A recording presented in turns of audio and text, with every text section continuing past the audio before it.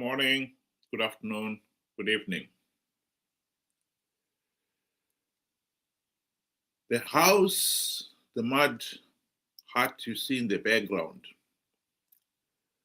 this is where the overwhelming majority of blacks in the rural areas live. This is what they call home. This has always been the case, even before independence.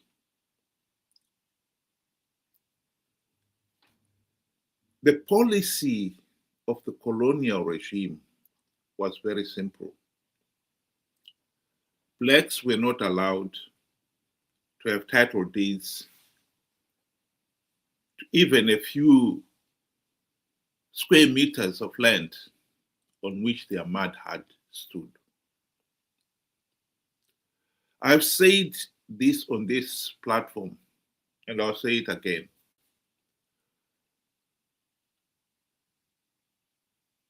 The late John Robertson, an economist and a banker of renown, advised Ian Smith in the 70s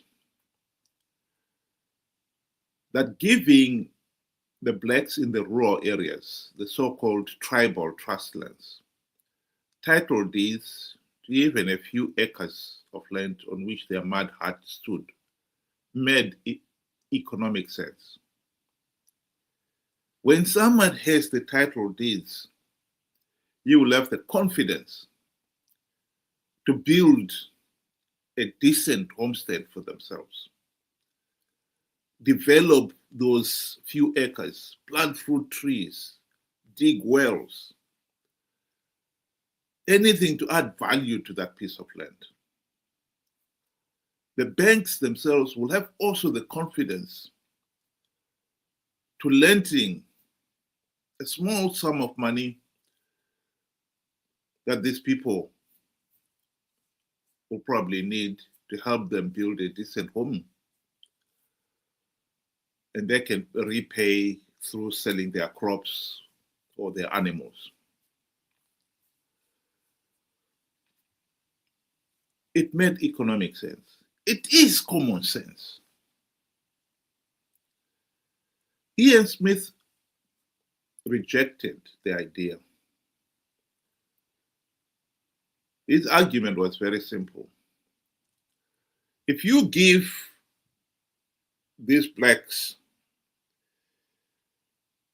economic empowerment, the next thing they will be demanding is political empowerment. Ian Smith was not ready to give the blacks a meaningful vote, a meaningful say in the governance of the country. And that was the only reason why he said no.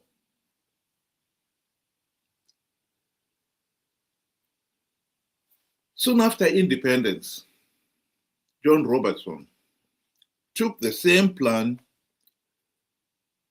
to the then Prime Minister Robert Gabriel Mugabe and explained to him the economic sense of giving people in the rural areas land. Mugabe too rejected it for the same selfish political reasons. Zanu PF, ever since the country's independence, has considered the rural areas its stronghold, its political stronghold. The opposition know that rural areas are no-go areas for the opposition. The rural people themselves know that there are consequences if they should ever associate themselves with the opposition. This was made emphatically clear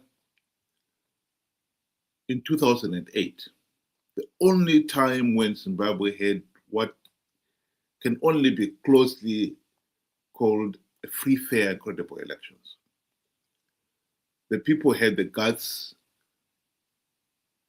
to vote Zanu PF out. Mnangagwa and VP Chiwenga are the ones who launched Operation Mavotera Papi in 2008, whose primary purpose was to punish the people for having dared to reject the Zanu PF in that election.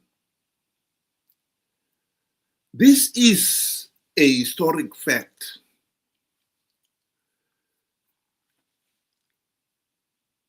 And unfortunately,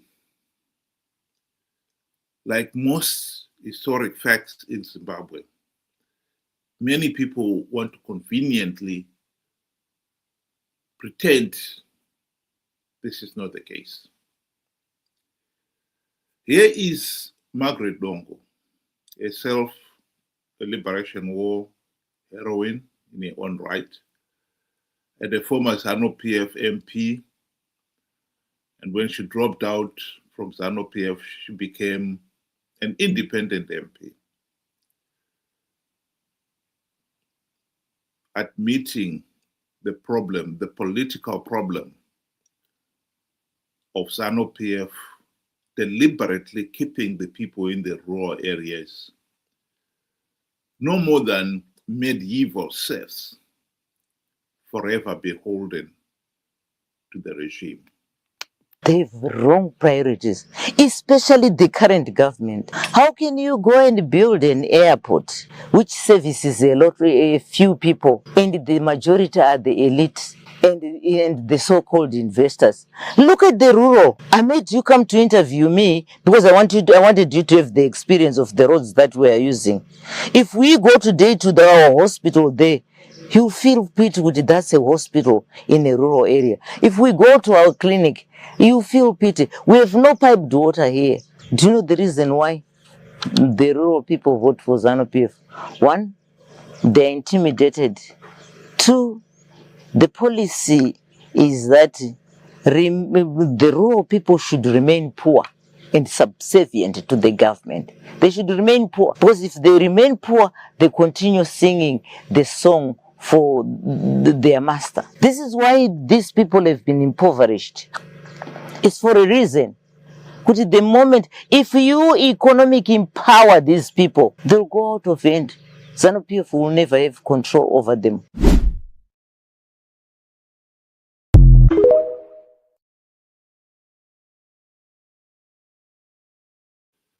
This is a political reality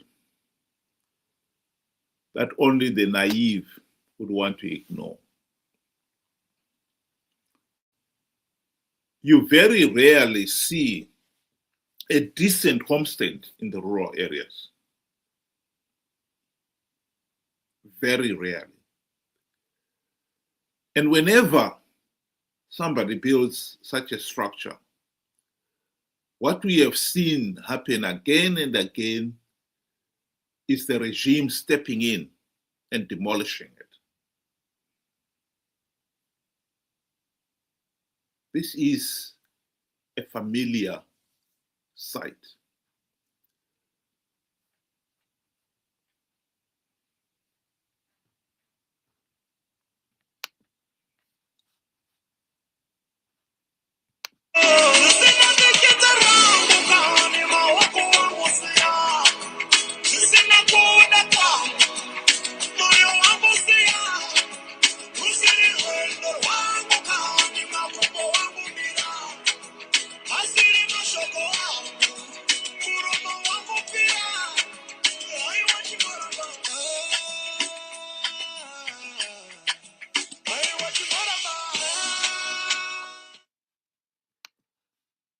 The logic of destroying such a structure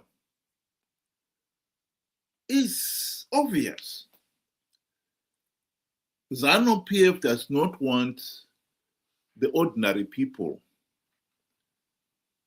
to start building homes for themselves.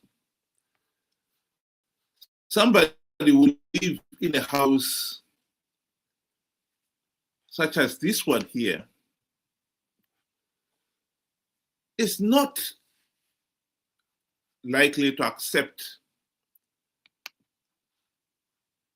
the invitation from the regime to be frog marched to attend political rallies, and then frog marched to go and vote for the regime. That is the regime's main worry. They are quite happy to see the majority of the people in the rural areas continuing to live in these mud huts. That is the reality that Zimbabweans have got to deal with. We have a regime that is saying it is in their own political interests to maintain the facade of political control. Here is a minister, sorry, a member of parliament who has been trying to explain to the people why Zanu PF continues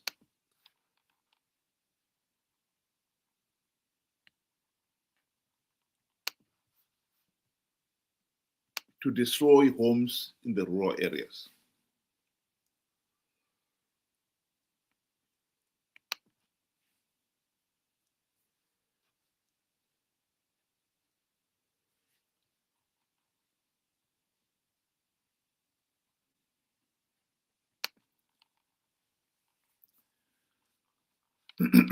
Sorry about that. We're having some technical problems here.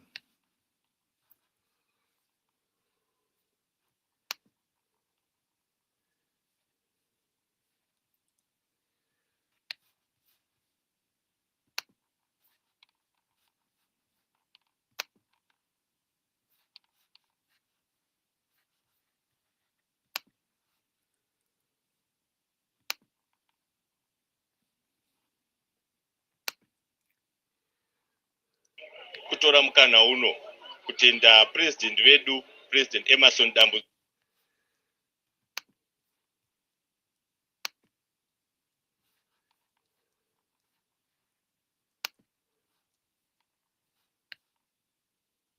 Mnangagwa vatuma nhume yavo riri gurukota relocal government na minister of state gurukota relocal government comrade Daniel Gwarwe vandudzo nevatungamiriri vese vekwaseke ma-MPS ari matatu anga ari pano.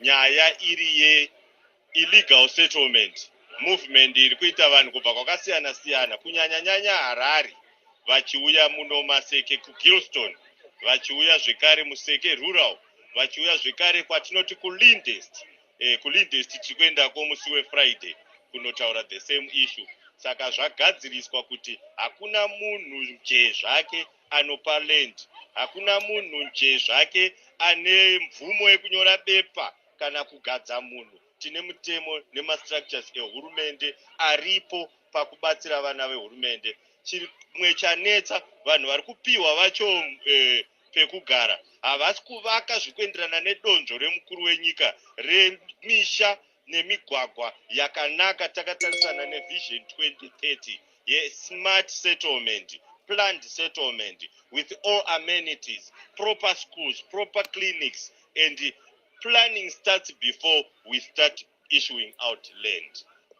Tine matsotsi ari pakati pedu, mamwe anenge akapfeka regalia vachiti yemusangano wedu weZanu PF voti ndivo asi ava vanhu tinongovati maland barons hakuna kansela anopa munhu pekugara, hakuna MP anopa munhu pekugara, hakuna minista anopa vanhu pekugara, asi tine hurumende ndo ine mabandiko anopa vanhu pekugara nema-local authority, not individuals. Aya matsotsi anoyakapfeka bhachi rekuti vanhu vemusangano vagoti tinotungamirira vanhu, vagoti tinomiririra vanhu, asi ivo vanhu veduwo ngavachangamuke. Pavanonzi sarudzai vatungamiri, kunosarudzwa president, kunosarudzwa MP, kunosarudzwa kansela. Ko ava vanozenge vakuya vachiita nhano vanenge vabva kupi? This is a foolish argument, to say the very least. If the regime is destroying a decent structure, forcing people to stay in mud huts, there is something seriously wrong. What the minister and the regime must now answer is,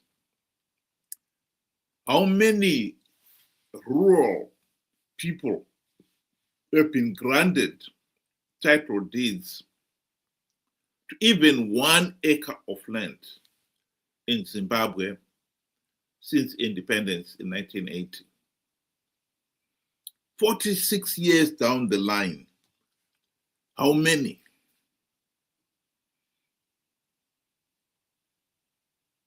The truth of the matter is none. Last year, we saw the regime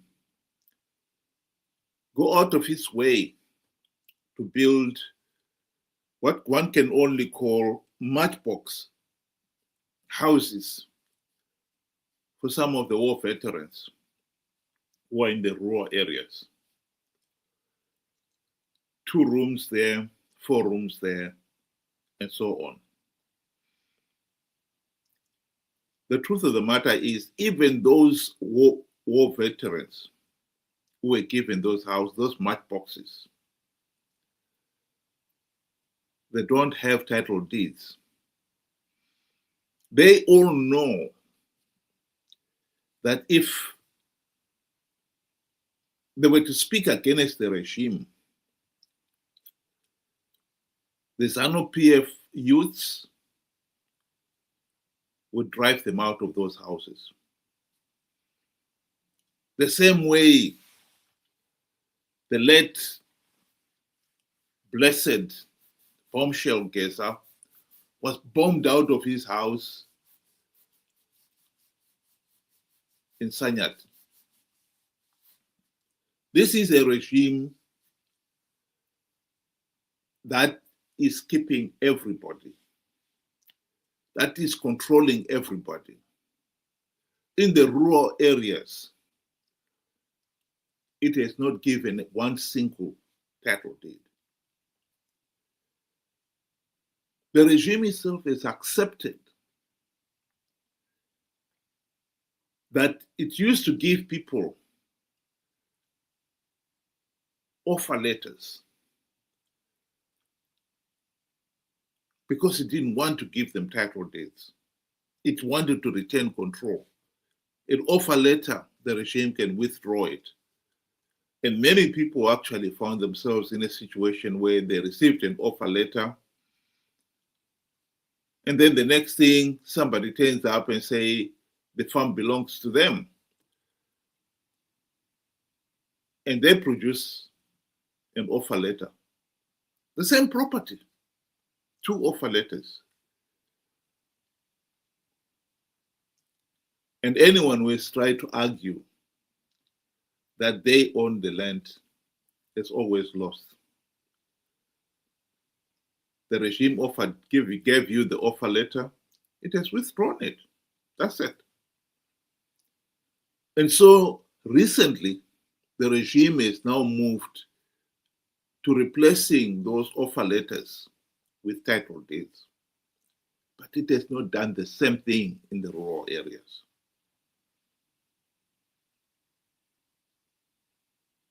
The land belongs to the president. What is the difference from the white colonial argument that all rural area is tribal trust lands. The whole tribe owns the land in trust. Now that tribal trust land has been changed to the president.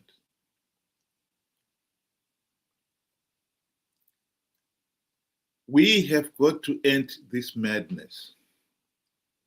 The right to own property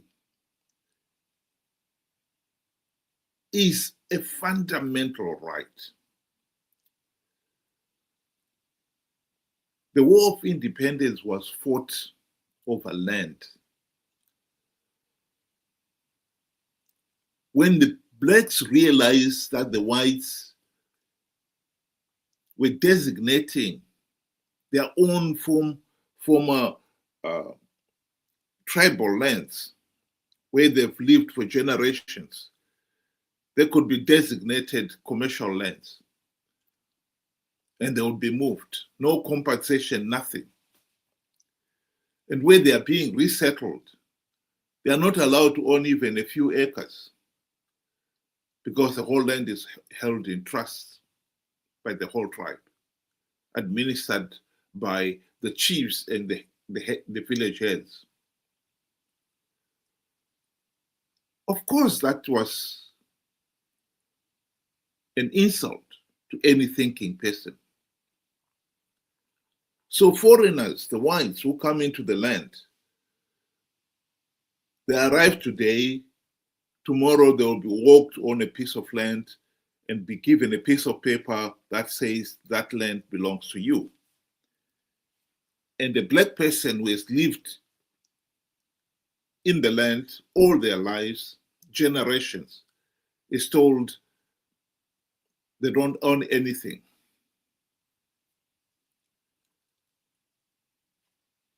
The right to own land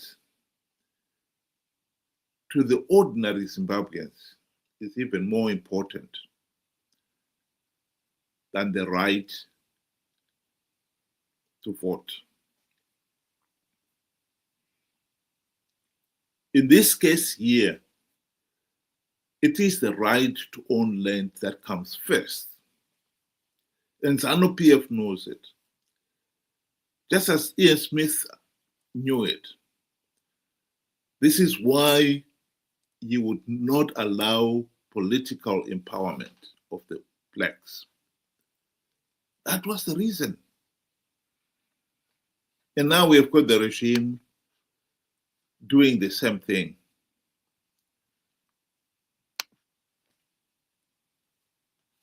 Giving all manner of excuses to justify denying the people the right to own land.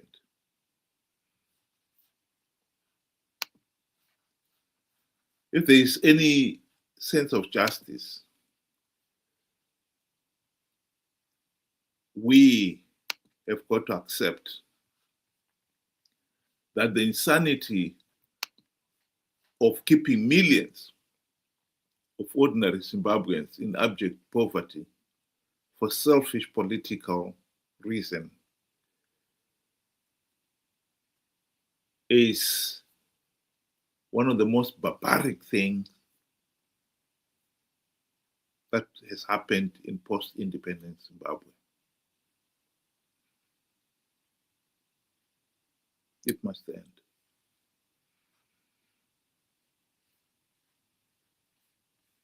We have to end this madness.